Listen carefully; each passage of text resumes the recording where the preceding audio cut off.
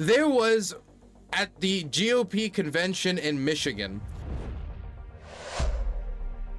this should not have been a surprise, because in Michigan there has been an 8 to 10 month long inter-party civil war between two people who both claim to be the chairwoman or chairman of the Republican Party at the same time.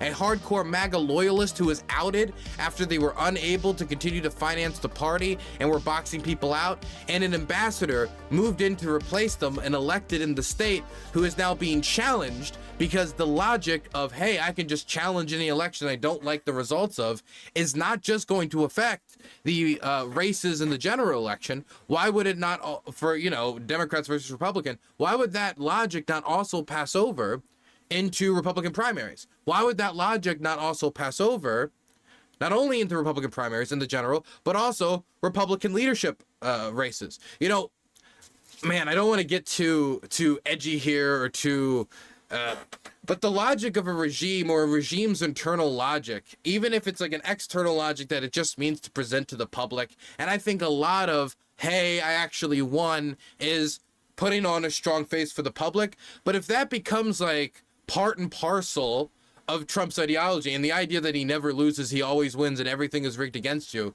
is kind of part and parcel of Trump ideology. It's part and parcel of every campaign speech. It's part and parcel of his campaign ads. If you go on social media, it's everywhere. If you go to events, it's what everybody's talking about. I mean, it's not like the only thing they're talking about, but it's one of many things that they're talking about. And this internal logic is going to affect how they run their party. Even if it was just performative at one point, it is certainly not performative for the majority of the party now. And it certainly isn't performative for the woman we're about to see go in and get kicked out of a Michigan convention because she's claiming to be the real El Duce, the real leader of the Michigan Republican Party. Party convention in Flint today. Things got off to an odd start at the Michigan Republican Party convention in Flint today. Former Michigan GOP chair Kristina Karamo was escorted out of the event by police. Jacqueline Francis is live with what the party leadership has to say about this. Jacqueline? Pam, Kristina Karamo is no stranger to controversy, but you may not have seen this coming. In the video, you see Karamo, the former GOP party chair for the state of Michigan, being escorted by police out of the state's Republican Party convention today in Flint. Michigan GOP officials tell us Karamo was not a registered delegate, adding that she was offered a guest credential but refused. Officials say she was asked to take a seat but refused, and was also asked to leave but refused again. That prompted law enforcement to get involved, escorting her out of the building for, quote, causing a disruption and clogging up the floor. Karamo was removed as party chair early this year.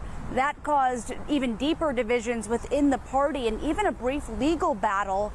She was replaced by current party chair Pete Hoekstra. Reporting live. Now, that last guy, Pete Hoekstra, he eventually ended up being voted to replace her, and replacing her in the formal party structure.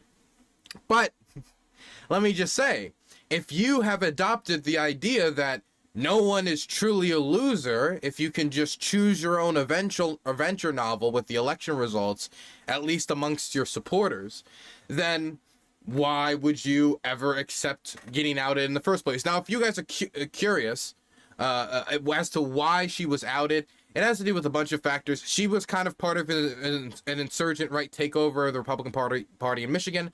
But then after taking over the party, she didn't really know how to finance it. She didn't know how to develop, you know, the relationships with donors. In fact, she was trying to have, like, people were trying to get meetings with her about, like, donations to the party and how the party was being run. And she was boxing them out because they were, quote unquote, rhinos, Republicans in name only. And they don't need them. We're just going to raise it grassroots is the idea. And you hear this all the time. But then they don't raise it grassroots. They can't raise it grassroots. And so the party in Michigan is basically broke. And so they've had to shut down a lot of the party's functions. And the Republican Party in Michigan can do basically little to nothing to help any of the candidates that are running in Michigan, which, if you guys do not know American politics, for any of my European viewers, Michigan is not a hard right red state. It's not a hard left blue state either.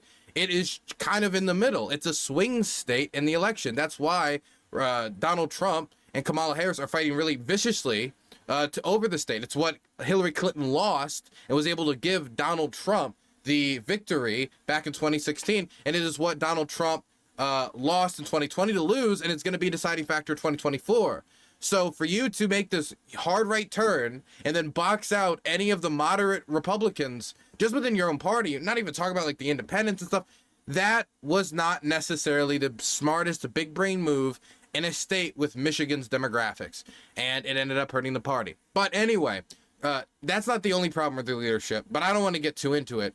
Eventually, for many of her leadership problems, she gets boxed out, but as a populist, as part of the election denialist movement, she can just say, no, actually I won. And you can see this about every election. You saw Laura Loomer do it. You saw Carrie Lake do it. You see Trump do it every election. And she did it within this Republican context against this respected Republican ambassador, respected within the context of he is a statesman, not like, oh my God, I respect this man so much. She then says, actually, no, I'm still the Republican Party chair, and then retains ownership of their financials and their social medias. So she continues to control their social media messaging and continued to control their financials while she was voted out of the official state party apparatus, and they continued to feud.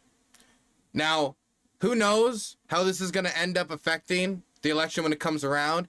I bet you that by the time the actual election comes around, most of this will be settled, that they'll have a good footing on these. Oh, okay, I have control of the financials. Okay, I got control of the social medias. Okay, I got control. Eventually, the ambassador will be able to, put down the old regime, quote unquote. But that time that they're spending doing that is time that they could be spending selling their agenda to people. Time they could be spending going out and campaigning with Republican candidates in the state. That's time they could be spending trying to solve their financial problems and trying to clean up the mess of the old regime. Just like the bad decisions and stuff they made. Not even talking about just the stuff they need to do for the the constituency, i.e. getting to know people, getting to know people's numbers, updating information, just the day-to-day, week-to-week operations of a political machine. And not to even talk about trying to get back to where were before all of these problems, i.e. reversing the cuts they had to make, getting the buildings that they shut down and were not able to pay the leases on, etc., and making back that ground that they have already lost, let alone trying to make the gains necessary to be more competitive in the state. Mind you, this sounds catastrophic, and for the state party, it is kind of catastrophic, certainly at this moment, at this exact time, going into this election. But when we talk about Donald Trump's machine, Donald Trump has kind of made the Republican Party as a whole servile to his campaign interests. I mean, the co-chair of the Republican Party after the last McDonald, I think it was. I can't believe Murkowski. I think it was not Murkowski, not Lisa Murkowski, the senator from Alaska. I don't know why I said that. I believe it was Ronna McDaniel. Ronna McDaniel. You can see how I made that mistake. After she got boxed out and they made it a co-chairing of the Republican Party, one of the co-chairs was Laura Trump, one of Donald Trump's daughter-in-laws. The party is subservient to Donald Trump. When they were making the party platform, it was just Trump putting out the bullet points. And so when it comes to the big race, like, all these resources are ultimately going to be funneling upwards to help him above all else. That's my view. And so I don't know how much of an impact this is going to have on Donald Trump's election results.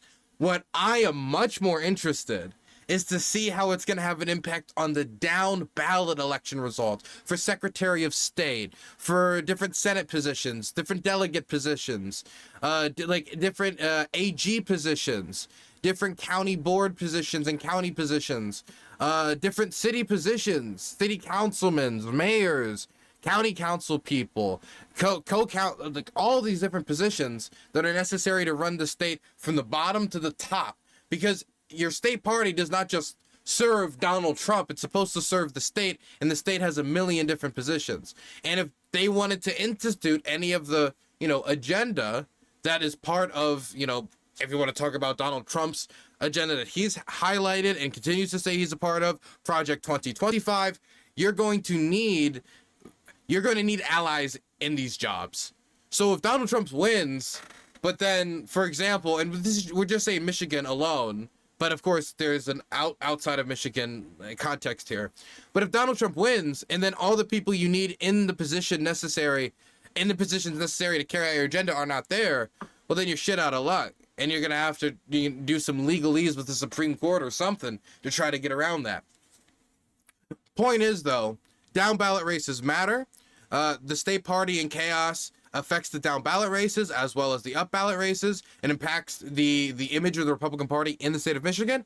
And I would not be surprised if it did have some electoral outcome come November. I just wanted to talk about this because I've noticed that, like, I've seen nobody in the Twitch poll, if that's even a thing that they call it anymore, the Twitch poll or like streamer space really talk about it much as like something that could have a potential impact. So I wanted to at least give it a mention. I don't trust any of you. Don't trust anyone, even your most loved ones. Don't trust your mother. Don't trust your father. Become distant with them. That is my advice to America. No, don't do that. Call your loved ones. Call your grandmother. When's the last time you called your grandmother? Call your grandmother.